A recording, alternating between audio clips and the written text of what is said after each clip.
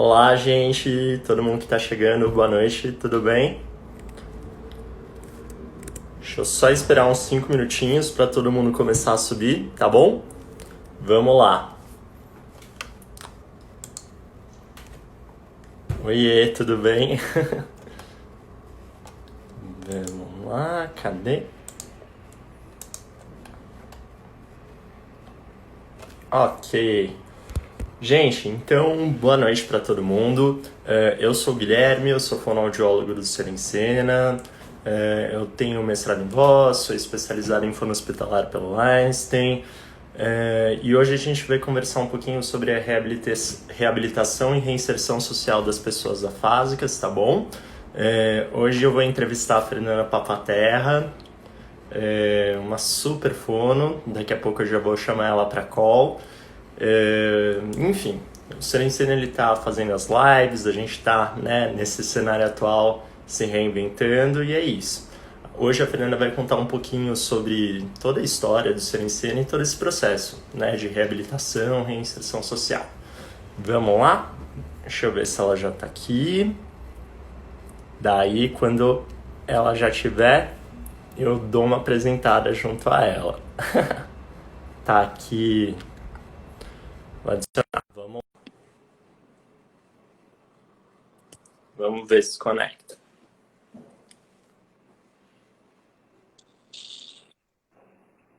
Uau! Boa noite! Tudo bem, Fer? Tá dando pra me escutar? Então, assim, você está me ouvindo? Tô sim, boa noite. Boa Bom, noite, Gui. tranquilo. Então, gente, ó, todo mundo tô vendo que tem. Já tem fono, tem amigo meu, tem psicólogo. Então, ó, creio que todo mundo já conhece a Fernanda, mas só uma breve apresentação dela, né? A Fernanda, então, é fonoaudióloga, especializada na área de gagueira e afasia, né?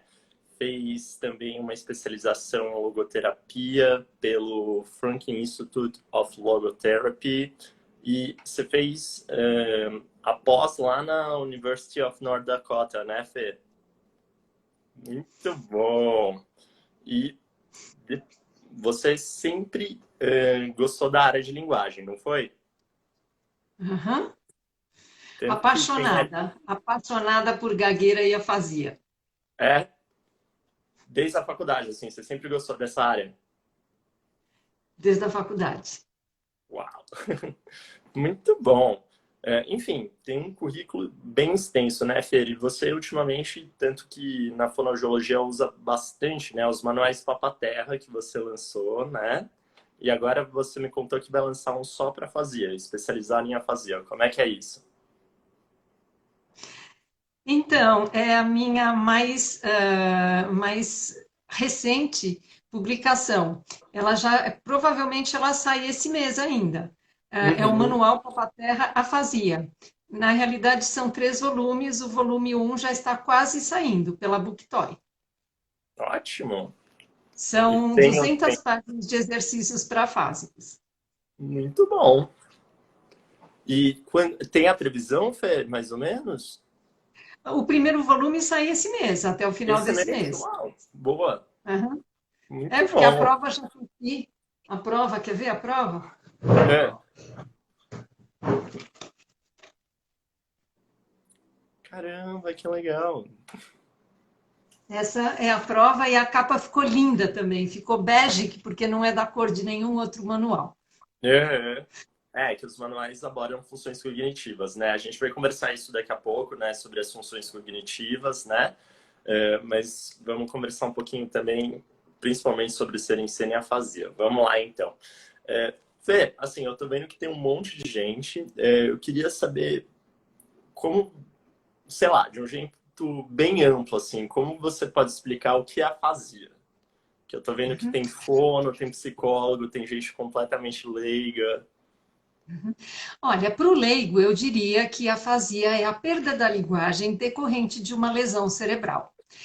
É uma coisa interessante isso, porque nós estamos no mês da conscientização da afasia.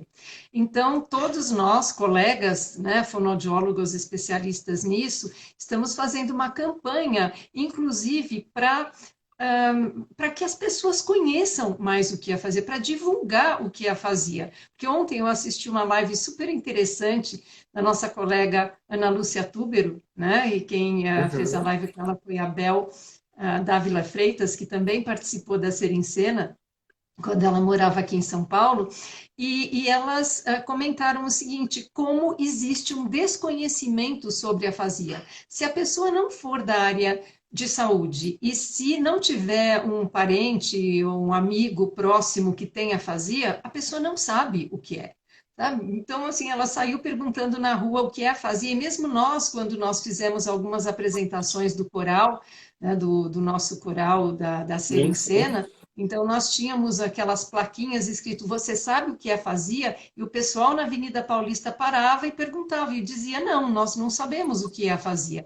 Então, essa divulgação do que é a afasia e também a sensibilização do público em geral pela realidade que os afásicos vivem, Com né? certeza, Então, né? seria Muitas vezes as pessoas assimilam isso a um déficit intelectual, né?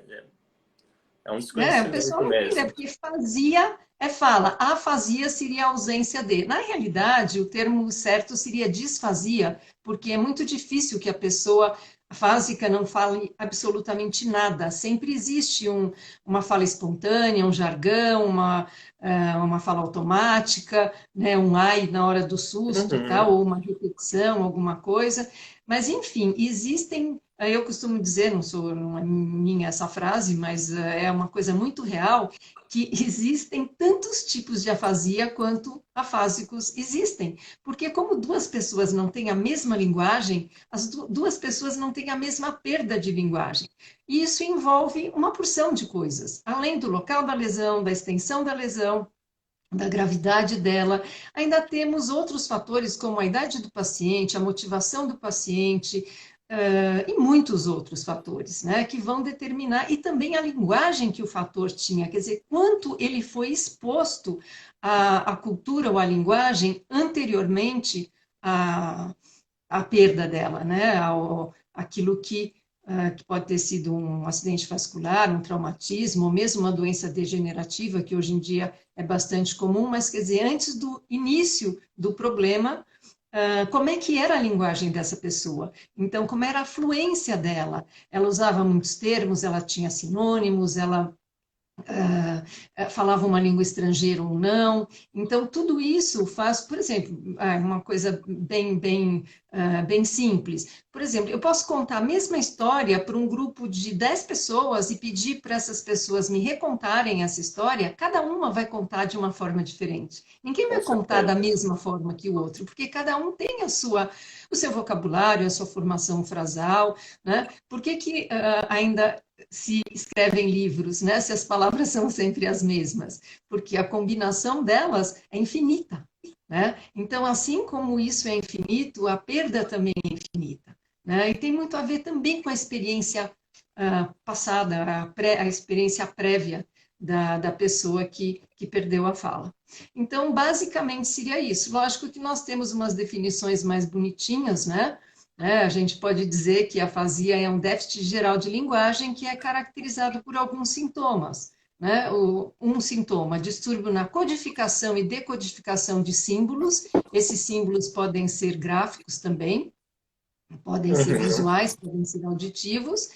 Os distúrbios nos processos central de significação, de seleção de palavras e de formulação de mensagens. E também, de maneira geral, os distúrbios na expressão verbal ou escrita, ou na compreensão. Então, basicamente, seria isso, né, a afasia. Então, seria assim, resumindo, a afasia seria um distúrbio que afeta os aspectos de linguagem, que podem ser compreensão, expressão, os dois, em decorrência de uma lesão cerebral. Quer dizer, em última análise, a afasia é isso. Como etiologia? eu, né, já mencionei. As mais frequentes são os acidentes vasculares, né, os traumatismos crânioencefálicos, doenças infecciosas, degenerativas e idiopáticas. O que quer dizer idiopáticas? Quando a gente não acha a causa. Né? As mais comuns, lógico, que são os AVCs e os traumatismos. Então é Muito. isso. Então, e a gente fala bastante dessa questão da afasia no sentido das pessoas se conscientizarem que a pessoa tem um funcionamento cognitivo, tá processando, né? Então, às vezes, a pessoa às vezes não entender, não ter uma compreensão do que está sendo dito, não significa que ela tenha talvez um déficit intelectual, né? Como às vezes as pessoas comuns acham, né? Eu acho que isso é um grande preconceito que o afásico leva, né, Fê? É um grande erro, porque as pessoas acham que quem não fala bem não pensa bem, e isso não é verdade. A parte intelectual, aquilo que a pessoa sabe está preservado, ela pode não ter o acesso, aquilo não pode estar disponível para ela, mas ela sabe. Então, como você falou, é um preconceito que existe porque às vezes a pessoa trata o afásico como se ele fosse, primeiro, surdo, o que ele não é. Então, eu já vi profissionais de saúde, já vi médicos chegando para o paciente afásico e falando assim: Gritando, seu né? fulano. Eu falei, gente, ele não é surdo. Ele, tudo bem que a gente simplifique a fala para falar com ele e tudo mais, mas não precisa falar alto. Não precisa falar alto. Né? E isso é uma coisa que às vezes a gente fala alto com criança também. Então, primeiro, ele não é surdo, ele não é criança e ele não é deficiente intelectual. Ele simplesmente perdeu o acesso das palavras, né? O simbolismo. Né? É um pouco mais do que perda de palavras, ele perde a capacidade de codificar, de decodificar, as palavras não estão mais disponíveis para ele. E também não é um problema de memória, porque às vezes o familiar chega e fala assim: não, ele esquece a palavra. Não, não é que ele esquece, é Ele não porque tem ele um esqueceu acesso. a memória. Ele não tem o acesso, a palavra não está mais disponível para ele. É isso que acontece na afasia. Muito bom, Fê. E a questão, né, eu acho que entrando um pouquinho só na reabilitação, né, é muito importante isso que você citou antes, né, que cada cérebro é um cérebro. Claro que a gente, dependendo do foco da lesão, a gente já pode, né, ter uma prévia daquilo, mas como cada um vai se recuperar, entre aspas, o processo, né, de plasticidade cerebral, de readaptar pós a lesão, o processo terapêutico é individual, certo? Isso. Então, isso depende de vários fatores, né? São vários fatores que vão determinar o prognóstico. Deu uma cortadinha aí, mas eu acho que você está me ouvindo bem, né? Então, Não, estão todos me ouvindo bem? agora voltou. Deu uma travadinha bem de leve, mas agora voltou. Aham, isso. Então, eu acho que você gostaria de saber da Serencena, né? Como é que tudo começou e como que. Eu não sei se você tem alguma pergunta para fazer antes de Não, eu começar a antes falar sobre. só eu queria falar um pouquinho sobre a plasticidade cerebral, que eu acho que é muito importante isso, né? Como a gente tem nos grupos da CER e afins, cada processo é muito individual, né? Independentemente das Sim. questões e afins da plasticidade cerebral, como você falou, né? O número de informações que a pessoa foi submetida, escolaridade, acesso a N questões.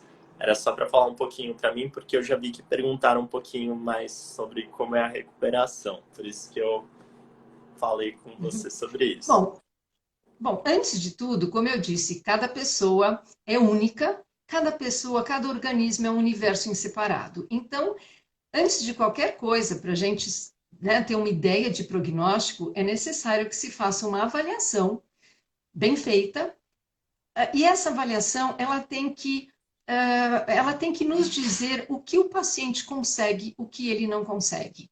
Então, como é que está a compreensão? Isso assim, em termos gerais, como é que está a emissão? E dentro da emissão, ele repete, não repete, ele nomeia, não nomeia, ele faz frases, não faz, ele tem linguagem automática, não tem. Então, existem baterias de testes, né, inclusive para compreensão para saber se a pessoa compreende ordens simples, ou um pouquinho mais complexas, ou muito complexas, ou Uhum. duas coisas ao mesmo tempo, como é que está a memória auditiva. Então, todas as funções executivas são, e principalmente as de linguagem, né, são testadas para saber como é que está esta pessoa. E a partir disso, então, se começa uma reabilitação que ela é baseada na estimulação, sempre na estimulação de linguagem. Então, assim que a pessoa se recupera, digamos, de um AVC ou de um traumatismo, os familiares têm que pensar assim, não, ela não está doente, vai ficar quietinha, deitada. Ela tem que começar a estimular essa linguagem, porque quanto mais ela estimula, quanto mais ela é estimulada, melhor a chance do prognóstico. Quer dizer, o prognóstico é melhor. É melhor, E ainda lógico, mais próximo à lesão, né? Quando o paciente, quanto mais estimulação pós-lesão, melhor ainda. aham, sim, Muito bom. aham, lógico, quanto Então, antes, lógico, se a pessoa tiver, enfim, não estiver se sentindo bem, não, mas assim que ela estiver bem, ela pode começar a treinar. E hoje se sabe, né, você falou da plasticidade, que é uma coisa bastante importante, que hoje se sabe que existe um caminho, existe conexões que podem ser feitas, mesmo pós-AVC, nós podemos criar novos circuitos. Na época que eu me formei, há 45 anos atrás, não se acreditava. A gente achava que uma célula cerebral morria, não tinha mais jeito e tudo mais. Hoje se sabe que dá para criar novos caminhos, novas conexões de neurônios. Por isso que a estimulação é importante, né? E também outros fatores como confiança, como motivação, sabe, a pessoa tem que querer. Aquela pessoa que entrega os pontos é muito difícil, mesmo que o prognóstico, digamos, em termos da lesão, seja bom, né? É muito importante a pessoa procurar sempre se superar, né? Existem muitos ganhos, né, que podem ser feitos nisso. E aí eu posso falar um pouquinho do Nicolas, que eu não sei se vocês já assistiram a live dele na semana passada, que ele contou do acidente dele e foi por causa disso que nós criamos a Ser em Cena. Posso falar disso agora, Gui? eu ia falar agora. Vamos. A gente entrou um pouquinho Obrigada. agora já nesse processo de reinserção social e afins, a gente vai chegar lá. Vamos conversar agora um pouquinho da ONG, né? Então, Aham. conta um Da pouquinho Ser como em foi o Cena. processo, como vocês fundaram, né? Pois não, vou contar como é que foi a história. Então eu vou voltar atrás no tempo, 1988. Em 1988 eu já trabalhava quase 15 anos com afasia. E, de repente, né, me chegou um paciente que era o Nicolas Waba, que falou com vocês na semana passada. O Nicolas tinha 16 anos na época, ele tinha sofrido um acidente grave de carro, com um traumatismo craniano realmente bastante severo, 11 dias em coma, 11 ou 12 dias em coma, e quando eu o conheci, ele não falava absolutamente nada, nada, nada. Ele tinha uma Uhum. compreensão boa, ele olhava, ele me contou depois que ele entendia tudo, mas ele não conseguia realmente nada, inclusive com uma prática motora, que para quem não sabe é uma dificuldade de elaborar movimentos com a boca para poder emitir alguma coisa. Então, era muito difícil para ele falar um A. Só que, além do cérebro jovem que ele tinha, né, inclusive ele mencionou isso na live dele, 16 que na anos, época né? eu fazia pesquisa com André Roquelecourt, né, que nós ficamos 5 anos fazendo essa pesquisa com ele, e foi justamente nessa época. E eu cheguei a comentar com o Lecourt o caso do Nicolas, e como ele Uhum. evoluía bem. E o Lecourt falava assim, nada como um cérebro jovem. E eu dizia, nada como uma vontade férrea, porque o Nicolas queria ficar bom, ele não queria saber. Ele não se acomodou nem um segundo, nem um segundo. Ele queria, ele não conseguia. Às vezes eu falava, não, depois você tenta. Ele tentava de novo e tentava de novo e tentava de novo, porque assim o objetivo da vida dele era ficar bom, voltar a ser o que ele era antes.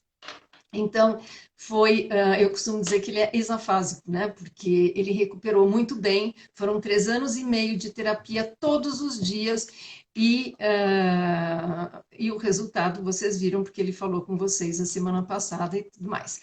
Enfim, aí como é que surgiu a história do teatro?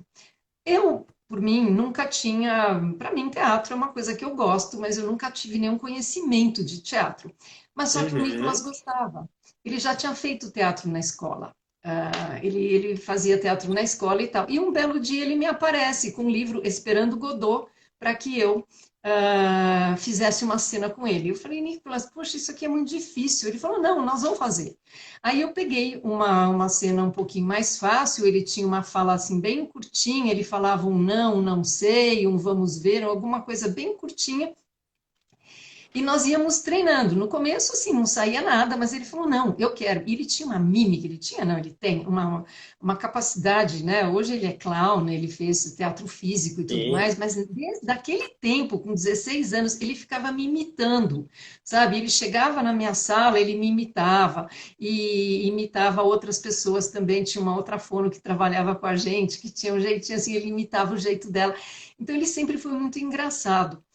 E sempre gostou muito de teatro e nós usamos muito o teatro. E naquela época eu pensei assim, nossa, como o teatro é importante para iniciar a linguagem. Porque, não sei, todo mundo gosta de representar, de uma cena, de um palco, de uma coisa assim. E eu vi que realmente era uma coisa, foi uma coisa muito boa.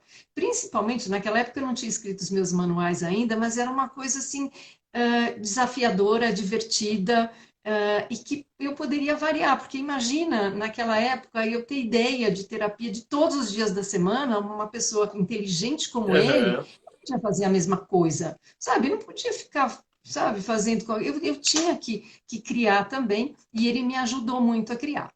E agora nós vamos pular para 2001. O que aconteceu nesse meio tempo? Eu nunca perdi o contato com o Nicolas, mesmo depois que ele terminou a terapia, depois ele foi aperfeiçoar a voz com pessoas que trabalham com voz, a Mara Belau e tal, eu não trabalho com voz, mas eu nunca perdi o contato com ele. Então, imagina, um contato de 3 anos e meio todos os dias. Aí, por exemplo, quando ele tirou carta de motorista, ele foi me mostrar, e quando ele lançou um livro com a mãe dele, ele me convidou. Então, nós nunca perdemos o contato. Nós sempre, de vez em quando, ele ia me visitar no consultório. E aí, agora nós vamos pular para 2001. Em 2001, eu estive no Canadá, num congresso de fono, né, da IALP, e eu assisti um teatro de afásicos, Le Théâtre Aphasique. Eu fiquei, que era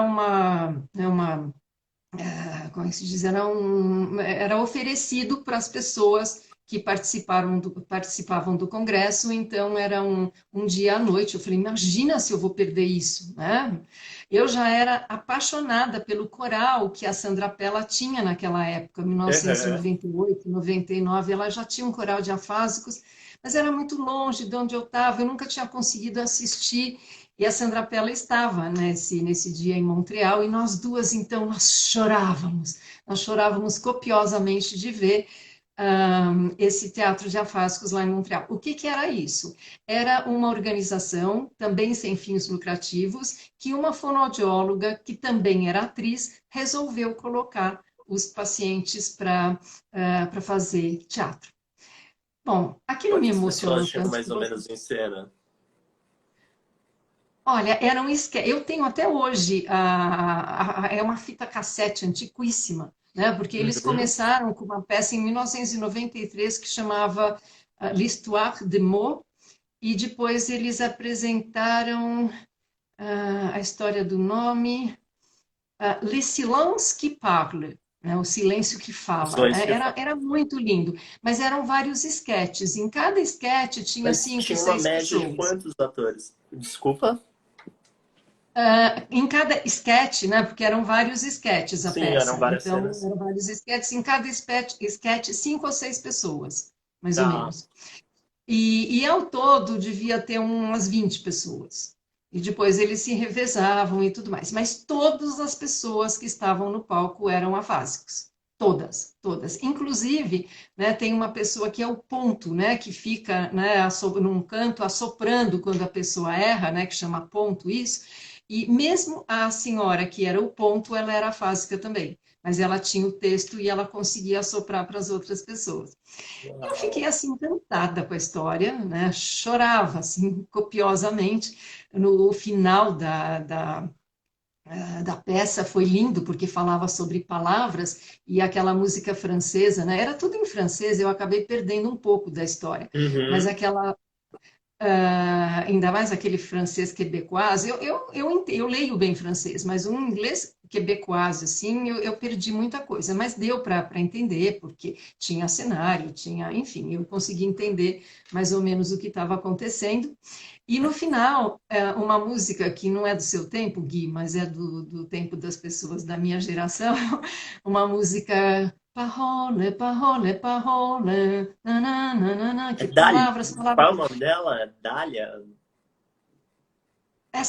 Quem cantava essa Dalila? música? Não conheço a música. Você conhece? Nananana, Parole, parole, não parole, sei. parole, parole, Mas enfim, parole. é. Enfim, linda, linda. E aí eu saí de lá, eu não conseguia sentir os meus pés no chão, tinha uma neve assim no chão, eu fui pisando, eu falei assim, eu preciso levar essa ideia para o Brasil. E aí cheguei ainda assim com aquela sensação e tal, e quando eu cheguei aqui no Brasil, eu pensei assim, será que eu consigo fazer isso? Como é que eu vou fazer? Porque isso aqui é uma organização, né? Tinha uma coisa de teatro lá. Eu falei, eu sozinha, eu que não entendo nada de teatro. Aí eu lembrei do Nicolas. Aí eu chamei o Nicolas para uma reunião no meu consultório e chamei também um fonoaudiólogo, meu amigo, que é ator também, Roberto Melo Felizete, que ele é ator e fono. E aí contei a história, mostrei as fotos, que eu e a Sandra Pella tiramos uma porção de fotos. Era foto Aham. naquela época, não tinha celular, era foto que revelava ainda e tudo mais, e eles também ficaram encantados. E aí nós terminamos aquela reunião com a firme convicção de que a gente ia fazer. Aí eu falei assim, bom, uma coisa que eu faço questão é que seja gratuita, que ninguém precise pagar por isso. E aí eles falaram para mim assim, como é que nós vamos fazer? Eu falei, olha, no começo a gente não gasta nada e não ganha nada, mas também não gasta nada. Vamos fazer aqui no meu consultório. E na época eu tinha um consultório numa casa e tinha uma sala grande, quer dizer, grande e cabia, sei lá, no máximo 10 pessoas, mas que dava para fazer. E aí nós começamos a chamar, inclusive a Malu Gurgel, que é uma fono que, nossa, ela também está participando bastante da campanha da Fazia, ela foi a primeira a indicar umas pessoas, né? Porque os meus pacientes na época, muitos não quiseram assim, mas aí a Malu indicou alguém, e não sei quem, a gente começou a divulgar um pouco, né? Naquela época era difícil a divulgação, não é como hoje que tem essas redes sociais que a gente consegue divulgar tudo. E aí nós começamos com um grupo de 6 pessoas e com depois um pouquinho mais, com 9 pessoas, nós fizemos a nossa primeira peça. E a gente ensaiava Uhum. toda sexta-feira de manhã no meu consultório e a gente se divertia muito porque o Nicolas e o Roberto, que eram de teatro, eles faziam assim uns esquetezinhos, assim bem curtinhos, e a gente Aham. dava muita risada. E fazia parte da fono em grupo também e tal.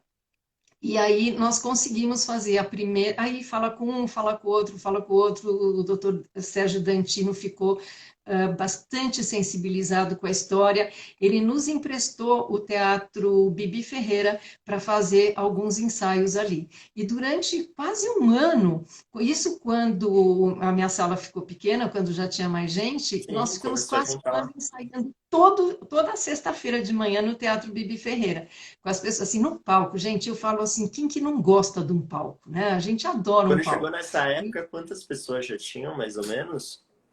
Olha, no primeiro ano tinha umas 10, 12 quando nós fizemos a primeira peça. A primeira peça se chamava Reconstruindo a Palavra, que eu tô com a camiseta dela aqui, ó. Não sei se dá para ver. Reconstruindo a Palavra. Sim. Né? Foi o Marcos Melo, irmão do Beto, que fez essa arte. Então, assim, todo mundo colaborava. Ele fez a arte e gentilmente cedeu, um fazia uma coisa, a gente não gastava nada e não ganhava nada. E aí nós ficamos um tempo assim, 2 anos em seguida nós apresentamos essa peça, que era também muito divertida, era muito Uhum. boa, só no final que tinha um jogral bem sério, mas que era muito bonito também, que falava do reconstruir a palavra, estamos juntos reconstruindo a palavra. E depois o negócio foi crescendo, crescendo, crescendo, crescendo. Nós ganhamos também uma sala para ensaiar no Sesc, perto lá do Mackenzie, Sesc Consolação. Ficamos um tempo lá, até que, eu não me lembro direito se foi em 2000 e, sei lá, não sei. 2006, talvez, 2005, nós ganhamos uma casa em regime de comodato. Significa que Ah, a casa nos foi emprestada, que é essa que nas Perdizes, Água Branca, perto da PUC, onde nós funcionamos até hoje. E é uma casa ótima, porque ela tem rampas, não tem nenhuma escada, sim, aquelas tem uma casas. super acessibilidade. Eu lembro, o primeiro dia que eu fui lá, quando eu tava acho que no primeiro ou no segundo, não, era primeiro ano de faculdade, que eu acabei virando estagiário lá na SER, né? Eu me lembro. Eu cheguei lá, um ambiente que é o nosso ambiente de trabalho, né? É incrível, tem acessibilidade, e o pessoal fica super à vontade lá, né? É um espaço bem gostoso. Não, tem rampas e tudo mais, então é uma casa que não dava para morar mesmo, tinha que ser, acho que foi construída, inclusive é uma casa que foi construída por um arquiteto famoso, mas assim, para morar ela é de concreto, ela é meio esquisita, porque ela é toda aberta assim, mas para ser em cena, ela é, ela É é ideal e incrível. tal. Ela é excelente, né? Só a acústica dela que às vezes deixa um pouco a desejar, porque ela é muito aberta, né? E ela não tem, por exemplo, tapetes, tapeçarias, cortinas e tal, então a Não, mas acústica então, dela Fê, não é muito eu boa. acho que o espaço, assim, é muito bom, né? Que, só retomando um pouquinho, a gente estava falando muito sobre os números, né? Hoje a gente está com uma média, eu não sei de cabeça, mas a gente está com quase 65 afásicos que a gente está trabalhando, né? Então, e acomoda, né? Às vezes a gente tem que fazer ensaio geral, junta todo mundo e vamos lá. Claro, Nossa, não em acomoda tempos muito como bem, agora, né? é uma casa E bem grande, é uma casa bem gostosa. E no decorrer desse tempo, aí 75, ó, acabaram de falar aqui. Cacau tá aqui na live, ela acabou 75, de falar, 75 afásicos. Então, às vezes a então, gente, né, precisa fazer ensaio geral junto a todo mundo e a gente tá lá. E é um espaço bem bom. Fê, agora eu queria só conversar com você um pouquinho sobre essa questão que a gente usa a arte na reabilitação, né? Na ONG a gente tem musicalização, o dançability, que o Nicolas que dá inclusive, né, junto com o Celso que dá psicomotricidade. É, assim, você já atendeu muitos pacientes afásicos, né? Como você acha essa relação do teatro com a reabilitação e a ser em si, né? Essa questão do grupo junto, né? Eu queria que você falasse um pouquinho disso. aham. Então, quando nós fizemos a Ser em Cena, né, no nosso estatuto, sei lá, nós tínhamos alguns objetivos. Então, o primeiro objetivo era a reintegração e readaptação do paciente afásico por intermédio da arte dramática. Então, aquilo que eu falei para você, quem que não gosta de um palco? Eu quis, propositadamente, né, a ideia foi, inclusive, só abrindo um parênteses, hoje nós estamos muito maiores do que o Canadá. Inclusive, uma coisa assim que, meu Deus do céu, eu acho que o Brasil deve, e a fonoaudiologia brasileira deve se orgulhar bastante disso. No ano passado, eles me pediram uma carta de recomendação para que nós os recomendasse para um lugar na Europa que eles queriam, tal, dizendo que por causa deles nós criamos a Ser em Cena, que hoje em dia é muito maior do que eles. Porque hoje em Sim, dia também eles continuam funcionando com 20 pessoas e tal. Mas a coisa foi crescendo, crescendo. Fecho parênteses. Bom, então essa reintegração, o que que eu queria evitar? A pessoa tem afasia.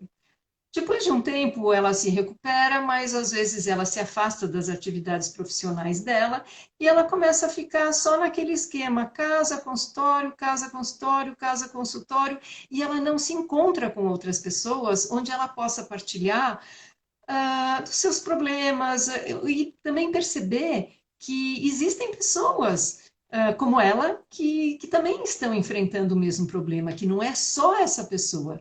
Então, essa reintegração social é um dos objetivos, né? Então, essa é uma reinserção social do paciente afásico, né? Então, por exemplo, quando a gente vai aos teatros no final do ano, que a gente sempre representa uma peça, né? Então, nós temos diretores de teatro, né? Porque eu fico com a parte de fono. Então, agora eu fiquei só com a parte de fono, que a gente pulou um pedaço. Depois disso, a cena cresceu muito, então foi preciso que fosse que tivesse, sei lá, um estatuto. E essa parte eu falei assim, gente, eu não entendo nada. Aí outras pessoas, então tem um presidente, tem vice-presidente, tem um conselho diretor, tem o pessoal da divulgação. Então foi uma coisa que foi aumentando com o tempo, mas e tem a diretora de psicologia. Então a semana que vem eu acho que elas vão falar, né? As psicólogas vão O falar super de sobre a psicologia, se não parte me de engano, é semana que psicologia vem mesmo. semana que vem. Depois a parte de psicomotricidade, dançability e a musicalização também, que o Júnior vai falar sobre ela. Mas quando a gente vê, por exemplo, tem um ensaio geral num teatro, no Frecaneca, nos outros teatros que a gente tem feito as apresentações, sabe, é um ambiente muito diferente de uma clínica, de um hospital, então Sim, com é certeza. muito diferente. Quer dizer, era Per, posso isso só que a fazer gente um queria. adendo? Acho importante Sim. ressaltar isso, né? Que na cena em cena, primeira coisa, quando a pessoa chega, a gente já separa ela em grupos, né? Dependendo do tipo de afasia, do tipo de comprometimento, como a pessoa tá, e até estado emocional, né? Que a gente sabe que a afasia compromete muito emocionalmente uma pessoa, né? É extremamente desgastante. Então, também o setor de psicologia vai falar isso mais na semana que vem, né? Mas a pessoa é avaliada, ela é separada em grupo. Na peça a gente faz aquilo, né? Coloca A gente todo mundo em cena, coloca setenta todo e mundo em cinco cena e pessoas em vamos cena, nessa. gente. Eu não sei como é que a diretora de teatro, que é a Elisa Band, que ela vai falar depois, né, Ah, numa ela vai próxima live, explicar. como é que ela Ela vai explicar. consegue, né, Ela e o colocar todo Nicolas. mundo em cena e fica uma coisa muito bacana, fica uma coisa muito linda. Eu tenho umas fotos aqui de peças antigas e tal, e eu vou ver se eu consigo mostrar aqui para vocês. Mas realmente, então, só para acabar os objetivos, então seria a reintegração e readaptação, a reinserção e a sensibilização das autoridades e da população em geral dessa realidade vivida pelos afásicos. Quer dizer, quando a gente abre o espetáculo, as pessoas ficam sabendo o que é afasia, né? Então é Sim. importante sensibilizar as pessoas, assim, o que é Inclusive, foi uma a das afasia. conquistas da ONG, né? O dia da fazia que a gente conseguiu. Foi lá, né? A Cacau, a Michelle, elas conseguiram. Isso, eu não sei se. Então, junho é o mês da fazia, mas nós conseguimos que o dia 30 de junho fosse oficializado, né? Agora vai para Brasília, né? Para ver se vai ser o dia oficial Vai mesmo. Eu ser, acho que vai depois ser. ela vai falar sobre isso. Eu acho que ela vai falar. Mas, então, você falou dos grupos. Como, logicamente, que a pessoa, quando ela chega lá, ela passa por uma avaliação, mas os grupos são heterogêneos, Ah, ó, lógico. Quer já é a dizer, lei municipal. Opa! Lei municipal, lei municipal do dia da conscientização. Falaram aqui no chat. legal. Fala de novo, então. Muito bom. Aqui. Sim, conseguimos a lei municipal em São Paulo. É em São Paulo, ainda não é federal. Ah, é São Paulo. Mas Tá, a gente São chega Paulo. lá, calma. Essa parte eu não entendo muito. Não, beleza, ótimo. Mas então, como as pessoas, né, nós resolvemos dividir em três grupos. Um grupo que as pessoas já estão bem, um grupo médio e um grupo onde as pessoas ainda têm bastante dificuldade. Para que também a pessoa não se sinta desmotivada quando ela está num grupo que não corresponde àquilo que ela está. E nós temos reuniões, né, todas as semanas. E uma coisa importante para falar aqui agora é que o seguinte, a Serencena não parou com a pandemia. Óbvio que nós não podemos nos encontrar pessoalmente, mas eu sei que tem muita gente assistindo aqui, né? E nós todas as semanas, né, todos os dias dos exercícios, a equipe toda, né, o Gui, eu, a Elisa Band, que ela é que ela é diretora de teatro, ela passa exercícios e nós vamos conversando com eles toda semana, e aliás, é meio todo dia, porque hoje nem seria dia de exercício, eu já vi que tem muita gente fazendo exercício e mandando vídeos e tudo mais. Então, nós continuamos, mesmo com essa pandemia, e mesmo sem a gente se encontrar, nós temos o contato. E tem a parte de psicologia, que depois vai falar, que também está. Opa, travou um pouquinho. Acho que travou um pouquinho. Mas só complementando, né? É importante isso, a gente está à distância, trabalhando, todo mundo se reinventando, né? No teatro, na fono, na psicologia. E todo atendimento é gratuito, né? A gente tá lutando, O né? atendimento é Fê, gratuito. tu Dá para voltou? ver? Agora deu, agora deu. Teve uma travada, Tá. mas agora destravou. Aham. Deixa eu ver mais alguns. Eu tenho umas fotos aqui um pouco antigas, mas dá para ver isso aqui é no final de uma peça. Enfim. Peraí, tem uma fonoaudióloga fazendo uma pergunta. Ariel? Isso, Ariel. Só respondendo aqui, Fer, ela perguntou qual o caminho para entrar novos afásicos, né? Só respondendo brevemente, a gente já retoma nas fotos. A pessoa pode entrar ou diretamente com o Serincena, que daí a gente vai fazer uma avaliação. E a gente também, agora, né, a gente está com muita parceria também com os postos de saúde, então eles têm enviado bastante paciente, né? A gente só faz uma avaliação prévia com o setor de fono e o setor de psico, e a gente vê qual é o grupo mais adequado. Ariela, desculpa, falei Ariel. Muito bom, Ariela. Fê. Aham. E voltando, Isso. tem um Só monte de que foto também no site do Serencena, não tem? tem. Essas eu peguei umas que eu tinha aqui. Não, tem muita foto, sim. Mas, Ariela, é o seguinte, quando agora, nessa época de pandemia, a gente não está conseguindo fazer avaliação e colocar pessoas novas. A gente vai esperar um pouquinho, mas depois disso as pessoas são muito bem-vindas, muito, muito bem-vindas. E olha, pela experiência de todos esses anos, porque se a gente pensar que começou em 2002, até hoje, parece que alguém, eu acho que foi a Michelle, que é a nossa a pessoa da divulgação e tal, ela sabe, parece que nós demos nesses anos todos 350 mil atendimentos gratuitos para essas pessoas ao longo desses anos todos. E a gente sabe a diferença, como a gente interferiu na vida deles e na vida das famílias. Porque, gente, quem que não gosta de subir a um palco? Né? A felicidade dessas pessoas aqui, ó, gente, vou mostrar de novo. A felicidade dessas pessoas subindo num palco de um teatro de verdade, sabe? Não é fundo de quintal, é um teatro mesmo, sabe? Lotado, porque a gente lota os teatros. E outra coisa, a gente percebe como eles melhoram.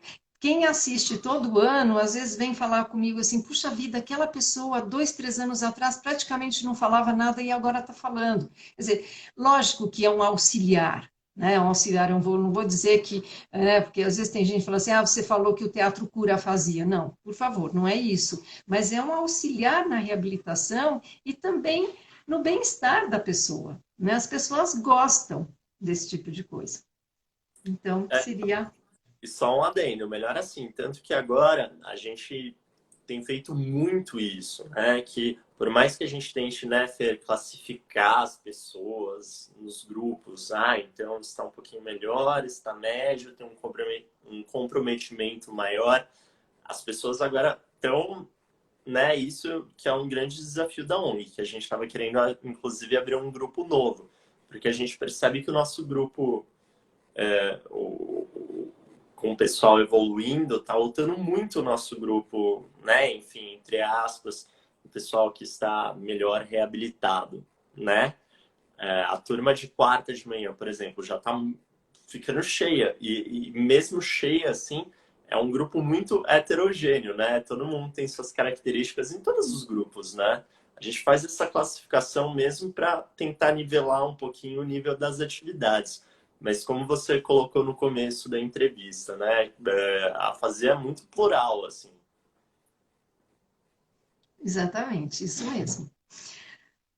Eu não sei, uma coisa muito importante, agora vocês me perguntariam, e do que a gente vive agora, né? Já que nós temos uma casa, temos que pagar as despesas da casa e de outras pessoas profissionais que trabalham lá, porque agora a coisa cresceu. Não é mais uma coisa que era no meu consultório que ficava por isso. Então, nós vivemos de doações.